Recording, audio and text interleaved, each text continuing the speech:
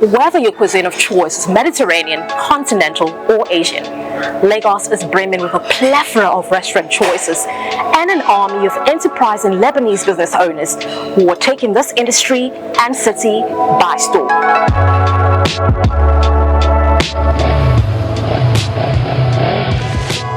With over 15 million residents, the highest urban population in Africa's largest economy, Lagos has a racing pulse, one that hasn't escaped the attention of savvy hospitality designers. I did not know West Africa before my first visit here in 2016, when the economy was, spiraling downwards. And I think it was the energy of the city that, gave me hope, or, was a challenge for me. I'm like, there's definitely something here. And I love the energy of the city.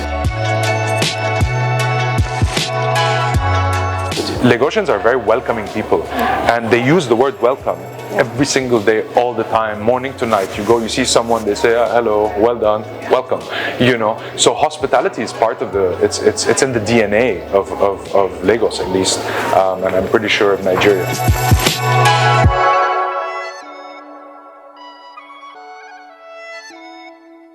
Both Ziad and Nahi run some of the city's finest restaurants, welcoming and servicing discerning guests. So Nahi, you've been in this business for many years. You understand the ins and outs of it. What would you say makes Nigeria such an attractive market for the food and beverage business? Obviously, when you say size and population, you think of potential. But as attractive as the Nigerian market has been, so has the skill that the Lebanese have to offer. Despite its potential, Nigeria's hospitality educational scene is still at a very nascent stage, posing a major challenge to help develop homegrown talent. Lebanon, on the other hand, benefits from highly experienced human resources in the tourism industry. Its economy is based primarily on the service sector, which accounts for approximately 60% of its GDP.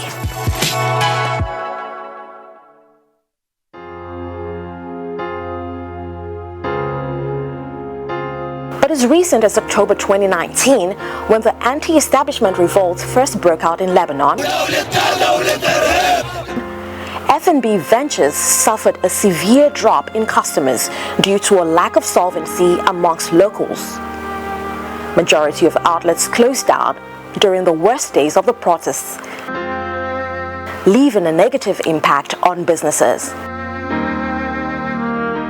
According to a report from the president of a syndicate of Lebanon restaurants, 130 restaurants closed down in September 2019 alone, owing to an increase in import tax and a dwindling purchasing power amongst locals. Lebanese expatriates in Nigeria work across sectors including trade, telecommunications, energy, construction, and hospitality. But what exactly is their competitive edge in the hospitality business?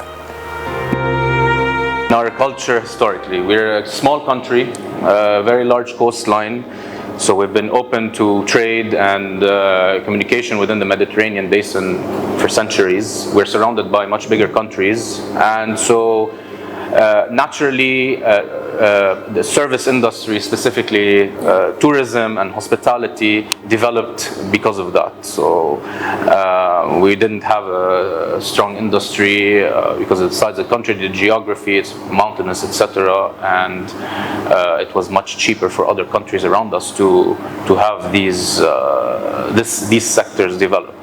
In more recent times, Lebanon was a colony of the French, and with all the negatives that come with colonialism, there's also positives, which is exchanges of cultures and things like that. And the French, obviously, with their cuisine, and they are one of the top, if not the top, people when it comes to hospitality. And this was something that was, that was passed on to us. The high-end premium restaurant format in Nigeria is certainly not the exclusive preserve of the Lebanese, as the number of local business owners within the space is also on the rise. Many just prefer not to be the face and engine of operations, opting to outsource the skill instead. In Nigeria, people that like enjoying going out, coming out, trying new things, restaurant food, clubbing. I believe another 10 years, Nigeria will be more better than any country in Africa for hospitality. Bilal Jamal Eddin's skill has been outsourced by local business owners over time in setting up and operating their ventures. He says an innate passion and deep understanding of the industry makes this service quite attractive. We love our job, we work hard for it, we are patient on it, and we look at the details. In spite of their unique positioning, the Lebanese are not the only ones with an eye on this market, as more foreign hospitality business owners are also coming into play.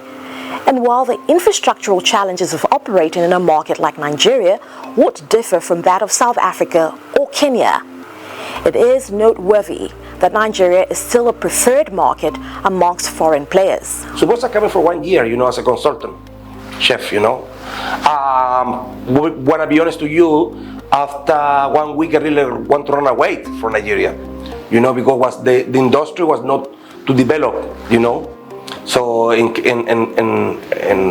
cannot find suppliers, you cannot find proper staff, people still really don't no adventure to try different types of cuisine, okay?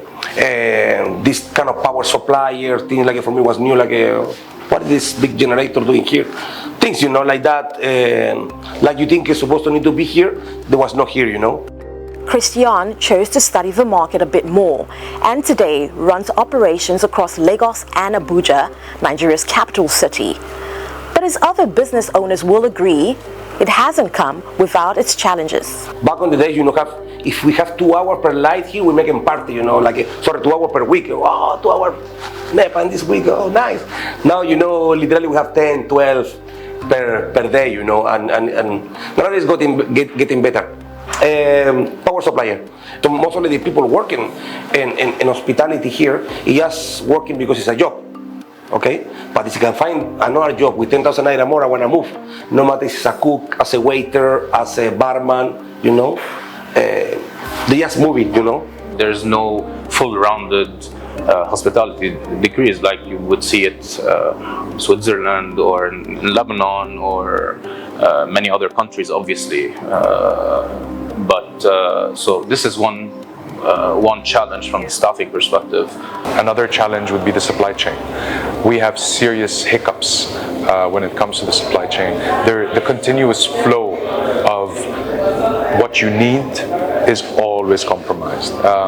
If there's a brand that you need to use to make a specific product, you can get it today, you might not get it tomorrow for another few months or ever. So this is a major challenge. I think the last major challenge I would mention is the support of our environment, particularly in terms of government, in terms of state. It's a difficult environment to operate in. You're constantly trying to maneuver, even though you're not doing anything wrong. You find yourself on the wrong side for reasons that you can't understand, and it can be very frustrating because all you're trying to do is your job, and sometimes it can be a serious challenge. There are some licenses and different things that don't make sense for you to have. Radio TV, for example, is, in my opinion, a useless fee to have, for example, for a restaurant. Mounting operational challenges have often deterred prospective investors from this space. But these players say there is no place for short-term thinking in this business. Before you invest, you give the customer or the client or your partner the plan. How much it costs, what is the avenue, how much the return, how much the profit, everything in detail. He will understand and clear and document where I'm going to spend my money. But I believe every restaurant you're opening today or a club, you do it right, you will make good money. A lot of times restaurants traditionally have been looked at as a place to invest your money and get your money out quickly. You know, you go in, 2-3 years later you're out. That's not a healthy model in my opinion. That makes you lose sight of what's important. Definitely, it's a very risky investment. You don't know what you're going to get yourself into. There's no formula for success in this business, let alone any other business. But you know, you try, and this is what we do. So we try to do our best. From the flourishing arts to a thriving tech space, Lagos is a melting pot of aficionados and cognoscenti. A growing middle class and an influx of expatriates over the years have meant evolving spending patterns, tastes, and a curiosity for finer experiences. Everything that's sub-equatorial, that's really where we started from, and we started from Lagos, and then we mixed that with South America. In South America, you've got, you know, the Latin effect, but you also have Asian, particularly in the Peruvian cuisine. So we've blended that, you know. So basically, we're coming across the whole continent. So this kind of concept wouldn't work if you're not someone who's curious, if you're not someone who looks outward, who looks at the world in general, you know. So this is one of the profiles that we look for. You know, the Nigerians want more adventure in food. So after 9 years, let's see now, probably the imbalance is 80% Nigerians, 20% foreigners. They're coming to a restaurant. So they like enjoying themselves quite a lot, whether it's in good times or bad times. So as you already know, the market is getting quite saturated. What is your outlook on competition, and how are you adapting your business to retain your customers? Having competitors around us definitely allows us to keep our game, you know, up our game and not drop the ball. You just can't drop the ball, which is exactly what we should be doing anyway.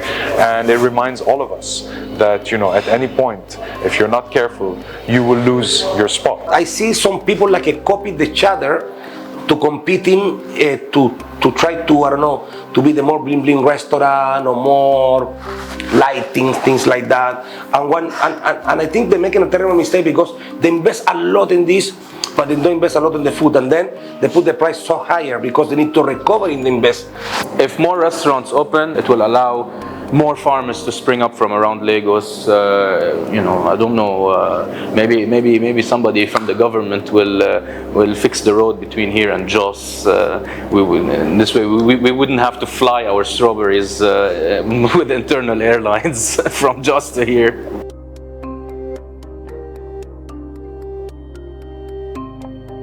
These are Jos strawberries. We work with a supplier in Jos that sends us strawberries from there.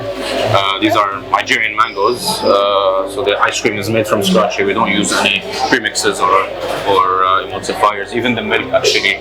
These were sorbets. Obviously, there's no milk in them. These are basically packaged, ready to pick up and grab to the house. And it's the same flavors. Same flavors that we sell on display. We are also packaging to pick up and to sell for retail for people to take to their house. Job creation is one of the greater multiplier effects of this industry, as the value chain, labor market, and economic activity is further stimulated with the entry of newer ventures.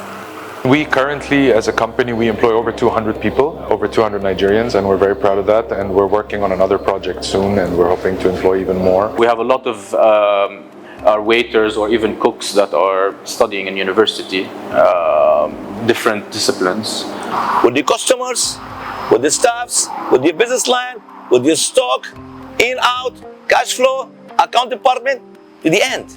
Otherwise, you want to be boss, you stay home, sleeping, you know what's going on, of course, your business is gone. Having stood the test of time and recovered from the recent attack of an unforeseen pandemic, Nigeria's hospitality industry has come to stay, and so are the players pushing its envelope. Abisola Owolawi for Arise News.